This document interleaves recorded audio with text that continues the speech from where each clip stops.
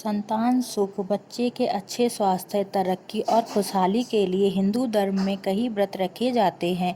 इन्हीं में से एक सावन की पुत्रदा एकादशी व्रत है।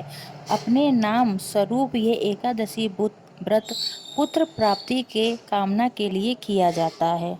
अब बात कर लेते हैं सावन पुत्रदा एकादशी व्रत कैसे करें।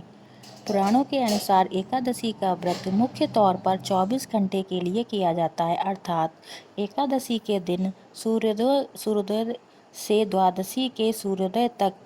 इस दिन निराहार व्रत करने का विधान है। एकादशी व्रत नियमों के अनुसार दशमी तिथि को संध्या समय से अनाज का सेवन नहीं करना चाहिए।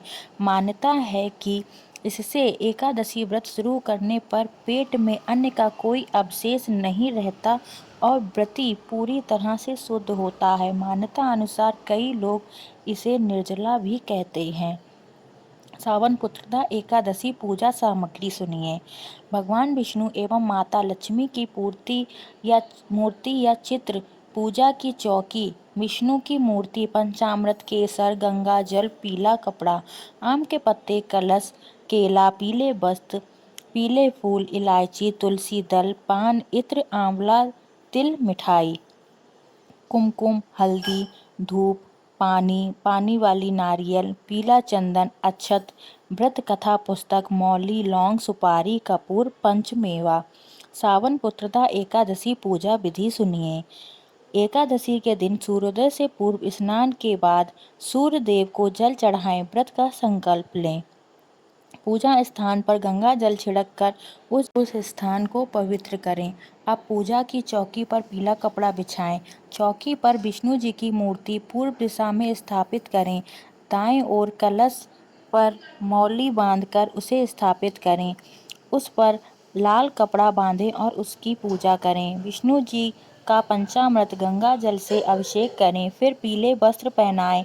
हल्दी, कुमकुम, चंदन, इत्र आदि पूजन सामग्री अर्पित करें। मीठे का भोग लगाएं। उसमें तुलसी दल जरूर रखें। पुत्रदा एकादशी की कथा सुने। आरती के बाद जरूरतमंदों को अन्न, वस्त्र आदि का दान करें। दूसरे दिन ब्राह्मणों को भोजन कराएं और शुभ मुहूर्त में व्रत खोलें। सावन पुत्रदा एकादशी का महत्व सुनिए।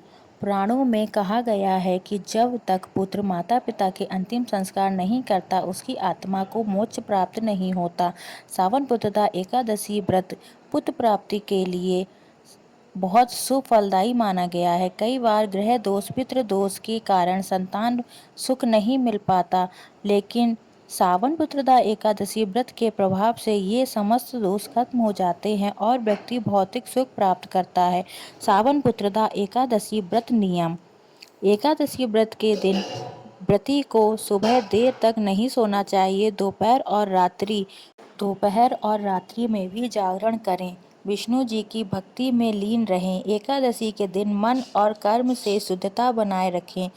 ब्रह्मचर्य का पालन करें। किसी को अपशब्द ना बोलें। मन में भी बुरे विचार ना लाएं। क्रोध ना करें। एकादशी व्रत के दिन चावल खाना और बनाना दोनों ही वर्जित हैं। इससे पाप में भागी बनते हैं। इस दिन घर में सात्विक भोजन ही बनना चाहिए। व्रती को निराहार व्रत रखकर पूजा करनी चाहिए। एकादशी व्रत के दिन तुलसी में जल ना चढ़ाएं। इस दिन तुलसी माता विष्णु जी के लिए निर्जला व्रत रखती हैं। सावन पुत्रदा एकादशी व्रत कथा। चलिए आप सुनिए सावन की पुत्रदा एकादशी की व्रत की कथा। पौराणिक कथा के अनुसार एक बार सुकेत नाम का एक बड़ा दयालु और उदार राजा था। प्रजा भी राजा के बहुत प्रसन्न रहती थी। राजा के राज्य में किसी चीज की कमी नहीं थी, लेकिन फिर भी वह अपनी संतान न होने के चलते सदा दुखी रहते थे। राजा के ये बात सताने लगी कि उसकी मृत्यु के बाद राजपाट कौन संभालेगा। उसका कहना था कि पुत्र के बिना उन्हें इस जीवन या किसी अन्य जीवन में सुख प्राप्त नहीं होगा। एक बार जंगल में भ्रमण करते हुए राजा की भेंट कुछ संतों से हुई। राजा ने अपनी परेशानी उनसे कही तो ऋषियों ने राजा सुकेतुमान को सावन पुत्रदा एकादशी व्रत करने को कहा। ऋषियों के कहे अनुसार राजा ने ऐसा ही किया। इस व्रत के प्रभाव से कुछ दिनों बाद रानी गर्भवती हुईं और 9 माह बाद उन्होंने एक सुयोग्य स्वस्थ पुत्र को जन्म दिया। तब से यह व्रत उन दंपतियों के जरिए किया जाने लगा जो संतान विशेष रूप से पुत्र की कामना करते हैं। विष्णु जी के बीज मंत्र। ओम नमो भगवते वासुदेवाय नमः। ओम क्लीं बृहस्पतये श्री। ओम श्री बृहस्पतये नमः। ओम ग्राम ग्रीम ग्राम गुरवे नमः। ओम गुरवे नमः। ओम बृहस्पतये नमः। विष्णुपुत्र प्राप्ति मंत्र। श्री कृष्ण गोविंद हरे मुरारी, हे नाथ नारायण वासुदेवा। विष्णु प्रार्थना मंत्र। शांताकारं भुजगशयनं पद्मनाभं सुरेशं विश्वाधारं गगनसदृशं मेघवर्णं शुभांगं लक्ष्मीकान्तं कमलनयनं योगविज्ञानगम्यं वन्दे विष्णुभवभयहरं सर्वलोकैकनाथं। विष्णु गायत्री महामंत्र। ओम नारायण भगवते वासुदेवाय श्रीमयी तमो विष्णु प्रमोचदाय।